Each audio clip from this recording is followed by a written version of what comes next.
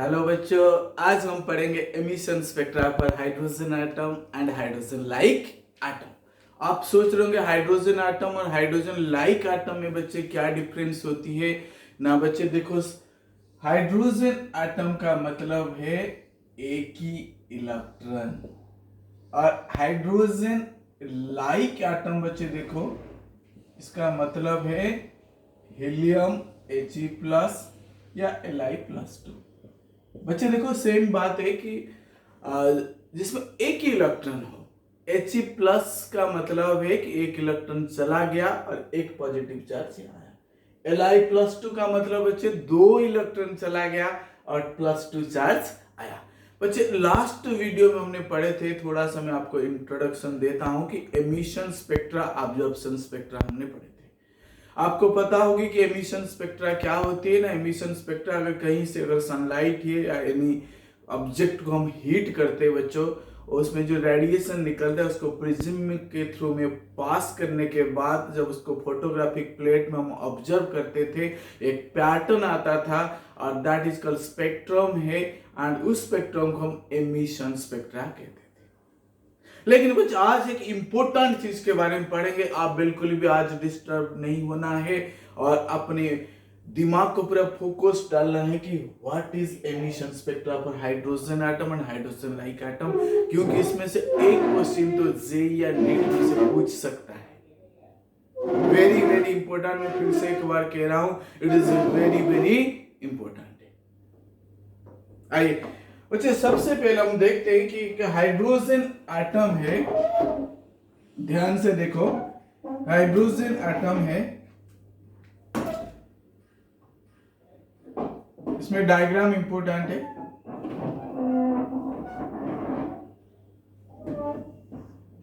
ध्यान से एक चीज मैं आपको जरूर रिमाइंड करूंगा, तो वो है क्या करना है, इस चैनल को केमिस्ट्री पॉइंट 101 को लाइक, सब्सक्राइबर, शेयर करना है। अभी 1 2 3 4 5 तक होते, एक 6 भी है, उसको रहने दीजिए, मैं बता दूंगा।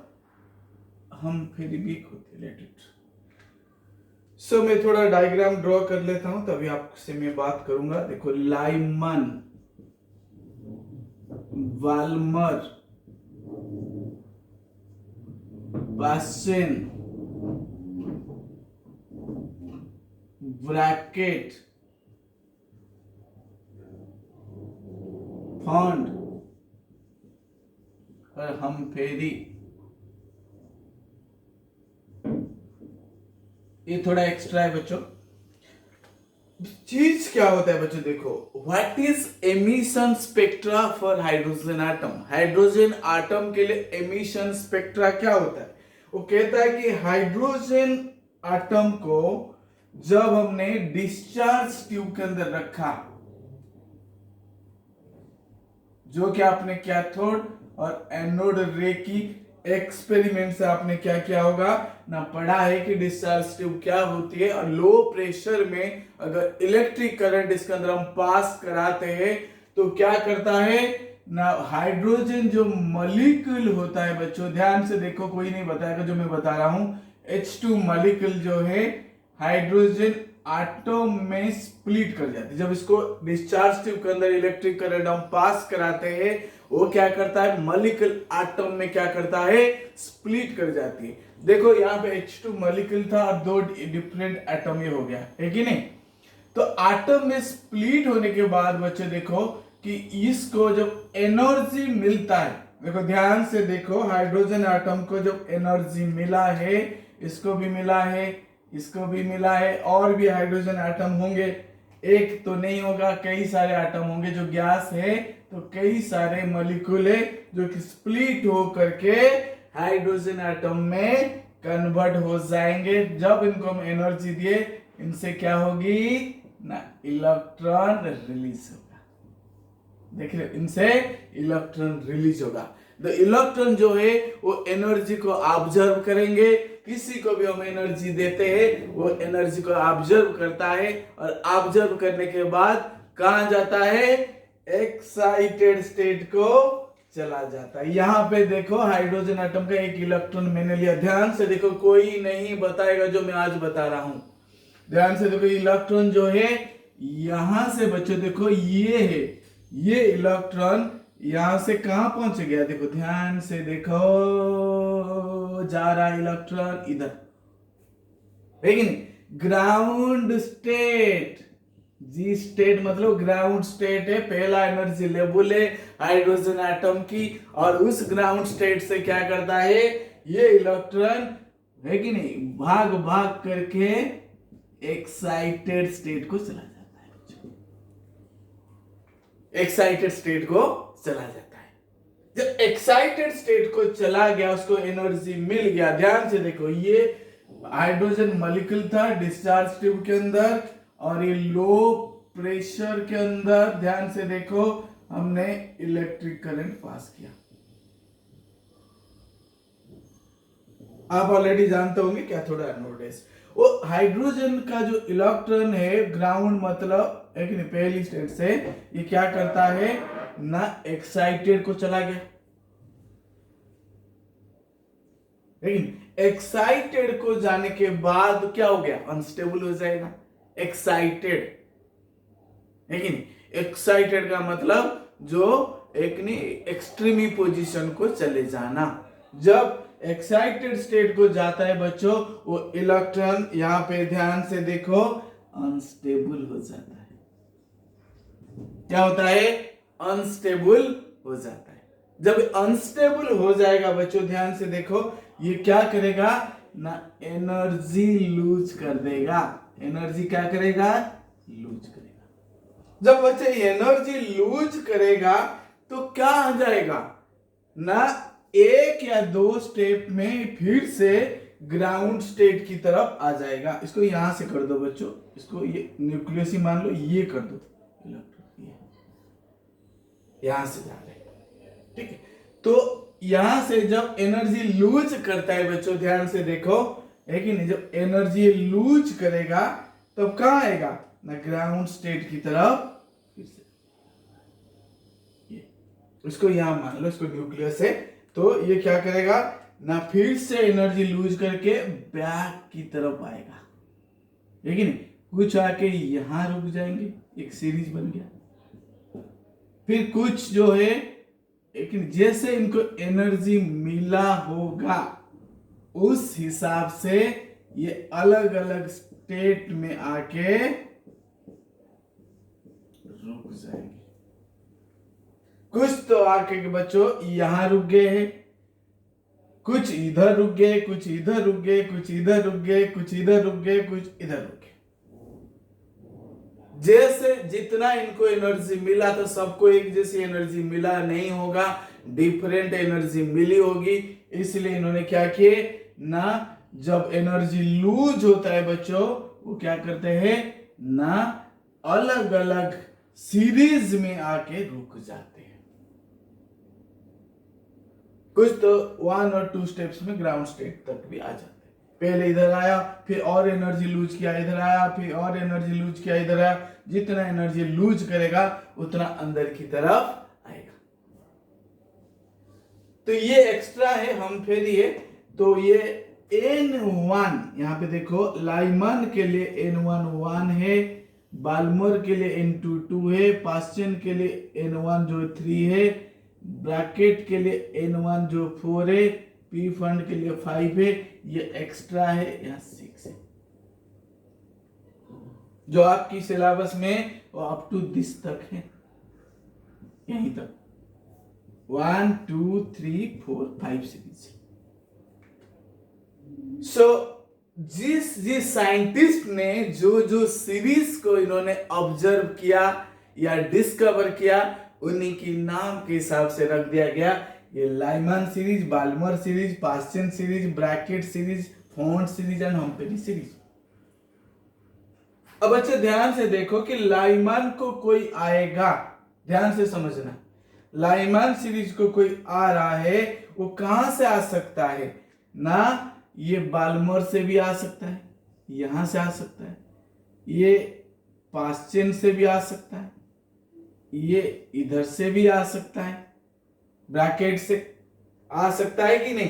तो लाइमन के लिए N1 अगर 1 है तो लोएस्ट एनर्जी लेवल अगर 1 है तो हायर कहीं से भी आ सकता है। N2 जो होगा है कि नहीं, यहाँ पे आगे लिखेंगे, बट आप यहाँ समझ लो अभी कि ये कहीं से भी 1 को आ सकता है। जैसे 2 बाल्मर को आने के लिए उसके ऊपर से कहीं से 2 को आ सकता है। अगर पास्चेन को आना चाहता है वो हम पेरी से आ सकता है, फॉन्ट से आ सकता है, ब्रैकेट से भी आ सकता है। ब्रैकेट के लिए उसके ऊपर से आएगा, नीचे से कभी नहीं जाता। जब एनर्जी लूज होता है हायर एनर्जी लेवल से लोअर एनर्जी लेवल को ये जंप करते हैं, क्योंकि स्टेबल होने के लिए हर एक को स्टेबल होना चाहता है। आप भी स्टेबल होना चाहते हैं इसलिए पढ़ाई कर रहे हो, अच्छा जॉब करना चाहते हो, IIT से या नीट ये सारे करना चाहते हो। स्टेबल होने के लिए जब आप ही होना चाहते हो तो इलेक्ट्रॉन क्यों ना स्टेबल होना चाहेगा। अब ध्यान से देखो कि यहां से जब इलेक्ट्रॉन आता है ये अलग अलग सीरीज, आपको भी समझ आ गया होगा कि इनके नाम के हिसाब से दिया गया है। एक चीज बच्चे यहाँ पे देखो कि ये कौन कौन सी जो इलेक्ट्रोमैग्नेटिक जो रेडिएशन है उसमें कहां पे आते हैं ना। जो लाइमन जो है ये यूवी रीजन में आता है, बाल्मर जो है ये विजिबल रीजन में आता है, और ये जो तीनों है वो IR मतलब इंफ्रारेड में आते हैं, और ये थोड़ा सा उसको ऊपर को है जो कि हम फार IR कहते हैं। ये ऑलरेडी तुम्हारे कोर्स में नहीं है फार IR। तो इस टाइप से बच्चे देखो कि एमिशन जो हाइड्रोजन आटम की जो ग्राउंड स्टेट से इलेक्ट्रॉन क्या किया ना, एक्साइटेड एनर्जी ऑब्जर्व करके एक्साइटेड हुआ, फिर लूज किया, फिर धीरे धीरे धीरे धीरे अलग अलग अलग अलग क्या किया ना, एक सीरीज ऑफ लाइंस बनाया, एक ग्रुप कर दिया गया। लाइमन सीरीज है, एक सर्टन लाइंस को ग्रुप करके लाइमन सीरीज है। बाल्मर का जो विजिबल के अंदर कई सारे लाइन होंगे कि नहीं, वेवलेंथ अलग अलग है, red, violet, indigo, like this आपको पता है। तो ये सारे ग्रुप बन गया। तो ये जब ये स्पेक्ट्रा को, हाइड्रोजन आटम की एमिशन स्पेक्ट्रा को स्पेक्ट्रोस्कोप के अंदर एनालाइज किया गया, तो ये पैटर्न निकल करके आया, ये पैटर्न निकल करके आया।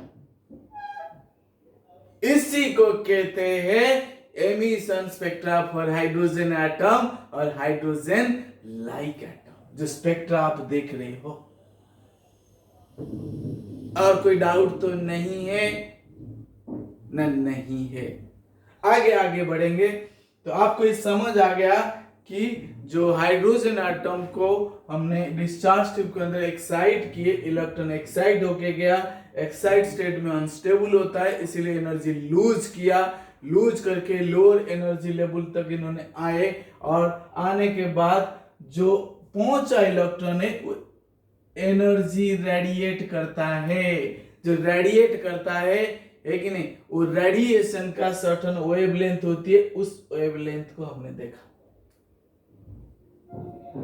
जब इलेक्ट्रॉन यहां पहुंचा सर्टेन रेडिएशन एमिट किया, लेकिन जो एमिट किया उसके हिसाब से क्या हुआ ना, उस रेडिएशन का वेवलेंथ या फ्रीक्वेंसी है। समझ आया?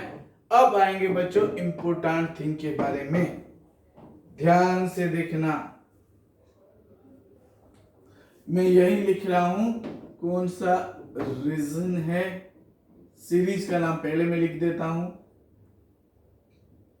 रीजन है और एक N1 है और एक N2 है। यहां से बच्चे वेरी इंपोर्टेंट है लाइमन, बाल्मर, पास्चेन, ब्रैकेट, फॉन्ट तक हम लिखते हो, आगे तुम्हारा वो वाला हम फिर यूज में नहीं है। तो यहाँ पे N1 1 होगी, 2 होगी बाल्मर के लिए, 3, 4 और 5।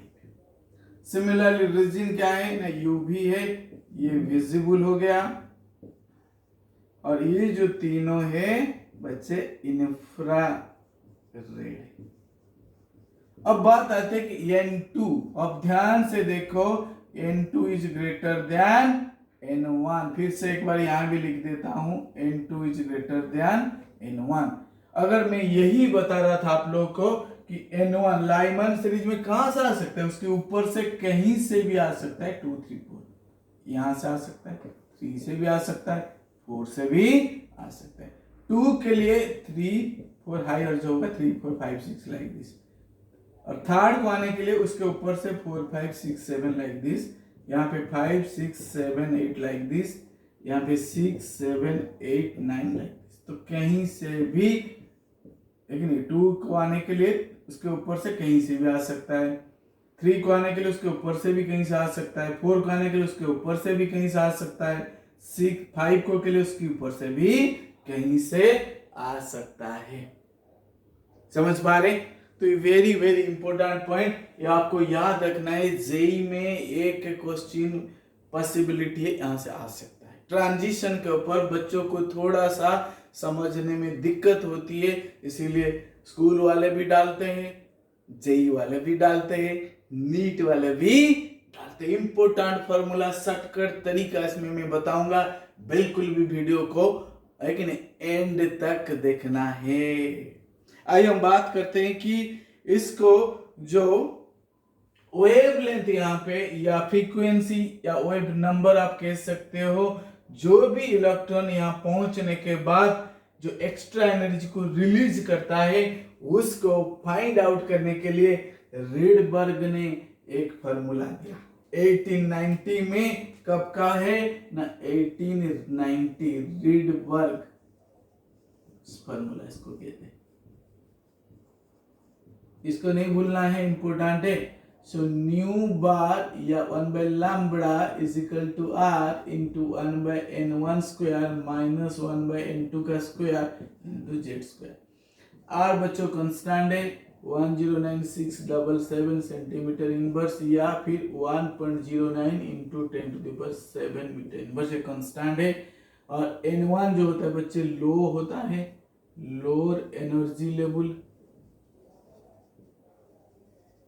और एक होता है N2 हायर एनर्जी लेवल, क्योंकि हमेशा N2 ग्रेटर है। और बच्चे Z जो होता है यहाँ पे, ये होता है एटॉमिक नंबर है। Z क्या है? Atomic number. ये formula very very very important है, इसको पूरा दिमाग में बैठा दो, ठीक है। So nu bar wave number is equal to 1 by lambda होता है वेवलेंथ, है कि नहीं, और इज इक्वल आर हो गया रीडबर्ग कांस्टेंट है, N1 लो एनर्जी है, N2 हाई है अभी बताया, Z हो गया एटॉमिक नंबर। अगर हीलियम का लूंगा तो Z की वैल्यू 2 हो जाएगा, हाइड्रोजन का लूंगा Z की वैल्यू 1 हो जाएगा, लिथियम का लूंगा Z की वैल्यू 3 हो जाएगा। ये आपको पता है कि इनकी एटॉमिक नंबर कितनी है। बच्चे अब जो बात आ रहे हैं, इसमें स्पेस नहीं दिख रहा है, लेकिन आप इस जो डायग्राम को आपको क्या करना है, दिमाग में अभी रखना। एक चीज और मैं बता देता हूं इसमें कि लिमिटिंग लाइन बच्चे क्या होता है। लिमिटिंग लाइन बच्चे, लिमिटिंग लाइन का मतलब जहां पे न्यूक्लियस का फोर्स ऑफ अट्रैक्शन इलेक्ट्रॉन की तरफ 0 हो जाता है, वह लिमिट हो जाता है यहां पे, तब जाके N2 is equal to infinity. कभी कभी क्वेश्चन में आपके पास सवाल आएगा कि लिमिटिंग लाइन से ग्राउंड स्टेट को आया, लिमिटिंग लाइन से लाइमन सीरीज को आया, लिमिटिंग लाइन से बाल्मर सीरीज को आया, इस टाइप से। तो इसलिए आपको ध्यान देना है कि लिमिटिंग का मतलब है इन्फिनिटी, मतलब न्यूक्लियस की अट्रैक्शन से जो बाहर चला जाता है वहां एनर्जी 0 हो जाती है। ध्यान से रखना, याद रखना, ये बोर्ड्स पोस्टुलेट्स में भी ये काम की चीज है।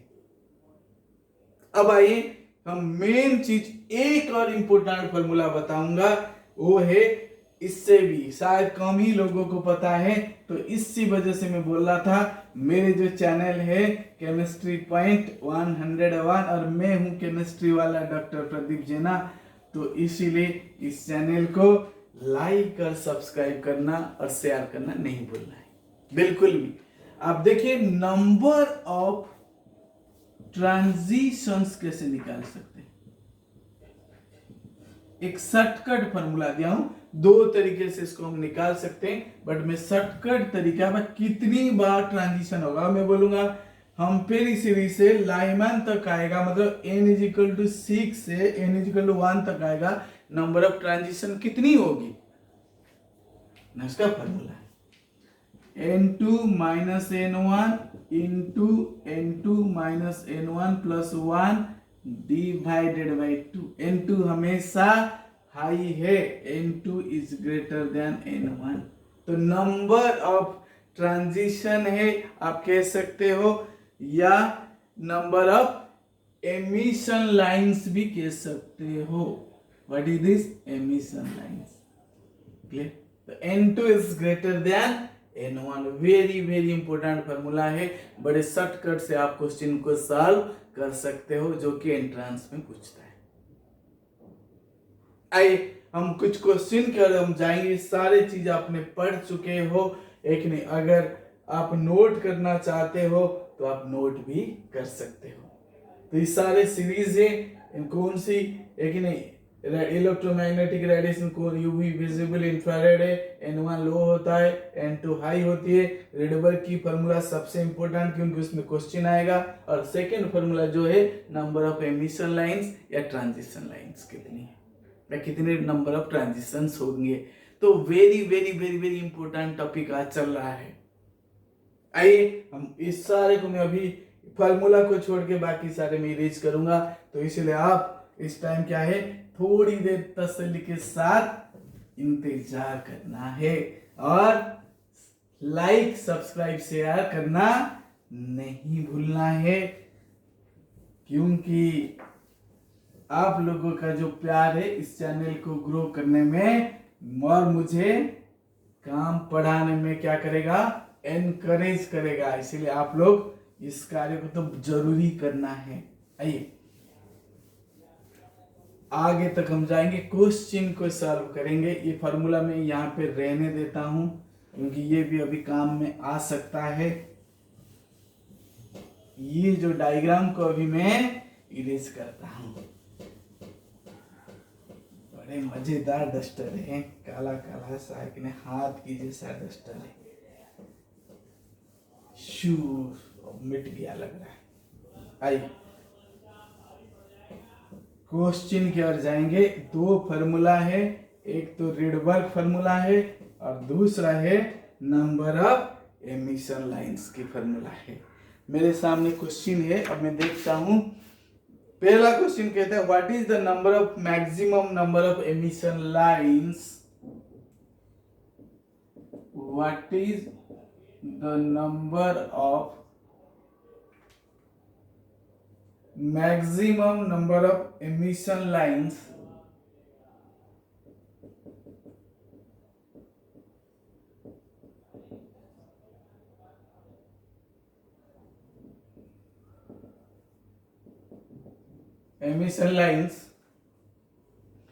when excited electron of H atom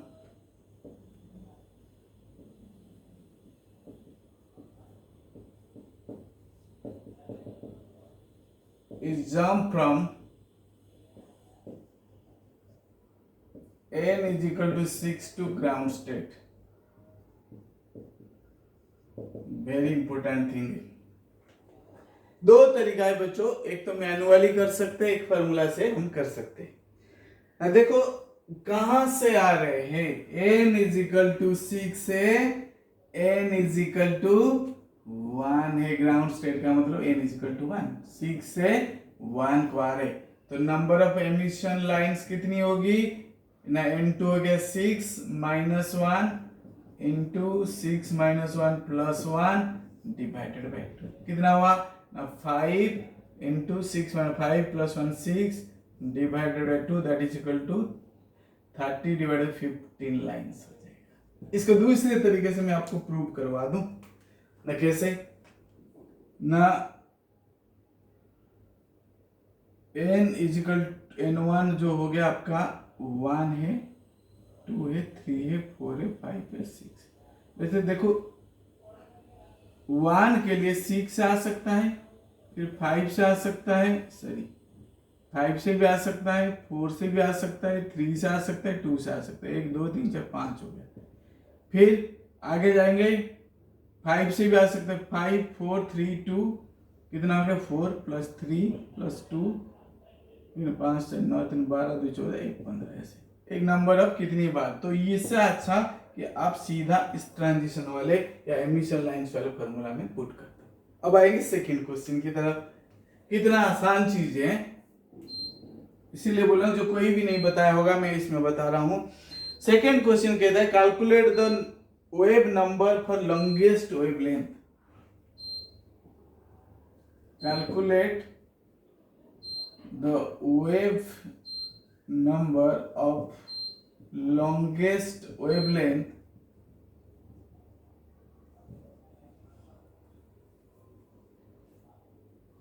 transition in the Balmer series of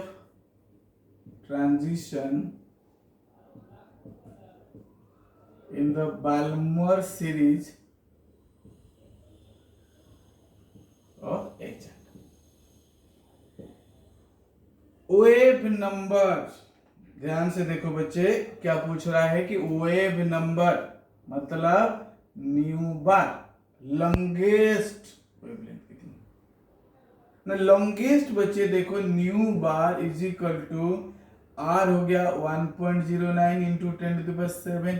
लॉन्गे Balmer series के लिए बच्चे n1 कितनी थी ना, 2 थी। लेकिन पहले लाइमान आता है फिर बाल्मर आता है, तो लाइमान के लिए n1 1 है, बाल्मर के लिए n1 जो 2 है, तो 2 का स्क्वायर माइनस लॉन्गेस्ट जो होता है बच्चों जस्ट उसके ऊपर वाला लाइन होता है, जस्ट उसके ऊपर वाला, तो इसीलिए 3 का स्क्वायर इंटू जेड हो गया 1 का स्क्वायर, क्योंकि हाइड्रोजन आटम के लिए जेड की वैल्यू 1, तो मैं लिख सकता हूँ 1.09 इंटू 10⁻⁷, तो 1/4 माइनस 1/9। फिर से इसको अगर एलसीएम लेता हूं तो ये सीधा अगर मैं 1 ही मान लूं तो 10⁻⁷ इंटू 36 माना 16 माइनस 4, सॉरी 9 माइनस 4, 36 डिवाइड 4 हो गया 9, 9 इंटू 1 जा 9 माइनस 4, 5/9, तो ये हो जाएगा 5/36 इंटू 10⁻⁷, जो भी आएगा आप इसको कैलकुलेट कर लो। अब जाएंगे बच्चे थर्ड क्वेश्चन की तरफ जाएंगे। अब फॉर्मूला आपने जान गए तो इसलिए मैं फॉर्मूला को भी इरेज करा देता हूँ, क्योंकि इसकी अब कोई जरूरत नहीं, आपको रट गया होगा कि 1/λ या nu bar is equal to r into n1, 1/n1 square minus 1/n2 square into Z square. अब question number 3 very important thing है, अब ध्यान से देखो। क्वेश्चन नंबर 3 कहता है बच्चों कि what transition in the hydrogen spectrum, what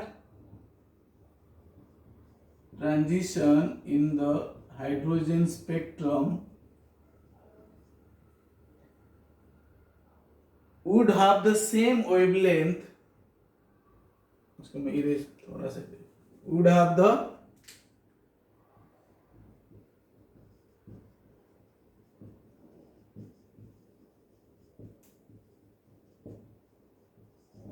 same wavelength as Balmer transition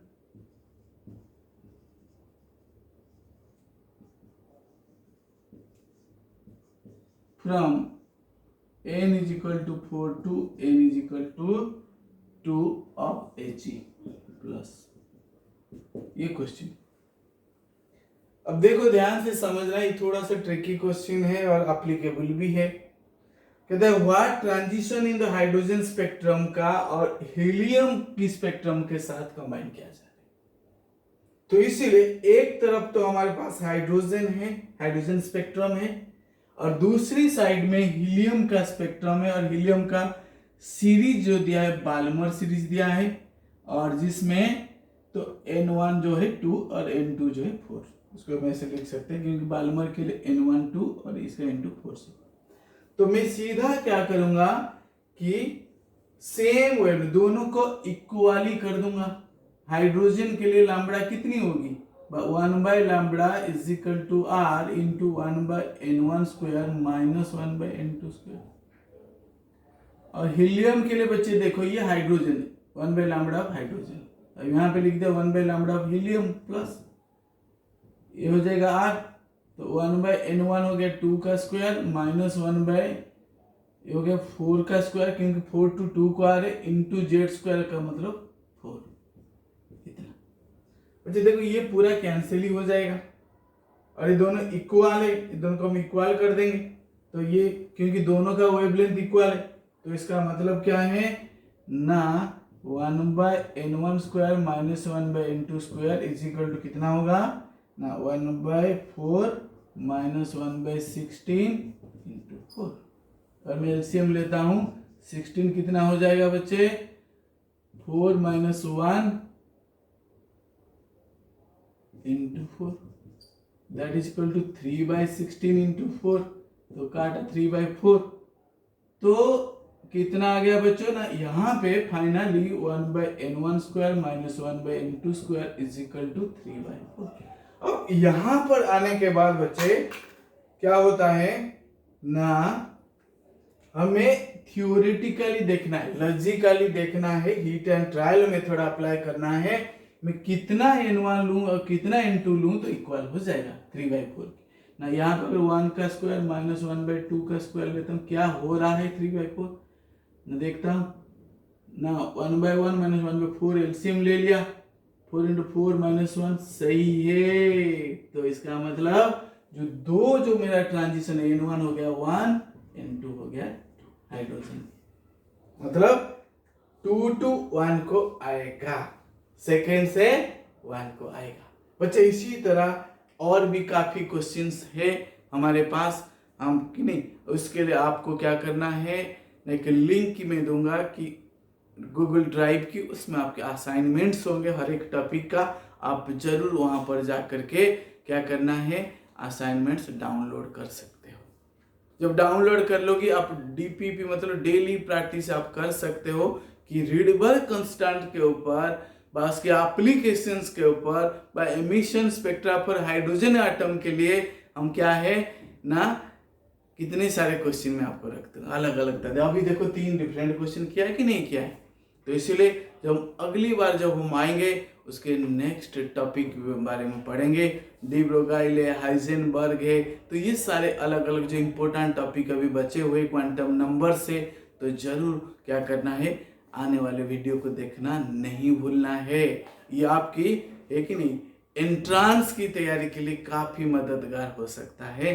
तो इसीलिए आप केमिस्ट्री वाला डॉक्टर प्रदीप जेना को नहीं भूलना, अपने दिल में बैठा के रख लो।